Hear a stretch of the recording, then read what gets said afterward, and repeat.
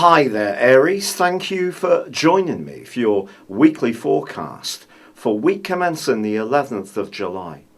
The recent focus on the foundations of your life may have seen you in some ways really quite reflective and perhaps thinking more deeply about what you really want from situations. It may not have been, on the face of it, a particularly outgoing process. However, there is a planetary aspect that's forged in the second half of this week which can galvanise you into action. And it's when the Sun, in this part of your scope that's to do with security, forges a fantastic link with Mars, your ruling planet. So if there is anything you want to achieve around a property matter, whether it's to do with a refurbishment or adding an extension or moving somewhere that's more comfortable and spacious, your drive to achieve the improvement is going to be considerable. But it's not necessarily going to be without any disturbance to your routines, because ironically the Sun is also clashing in the same part of this week with Uranus, the planet of freedom and restlessness that's in your sign. It's possible, therefore, that maybe you're going to have to be quite single-minded in terms of your goals, and someone close to you may not necessarily agree with your strategy to go forwards.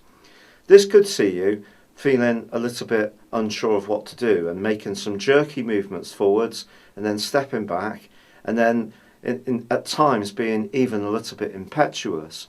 Go careful about that. Saturn, the planet of structure, which is in your sector of information and knowledge, continues to square with Neptune in your sector of your subconscious. So all sorts of things are feeding into your awareness, but not necessarily in a particularly logical way. But there is two pieces of absolutely golden news for you personally this week. On Tuesday, although there is a quarter moon in your opposite sign, which asks you to remain diplomatic in your interactions with those closest to you, well, Venus moves into Leo, and then it's followed on Thursday by Mercury. Now, Leo, like you, is a fire sign, and the second half of this week is going to see these two cooperating.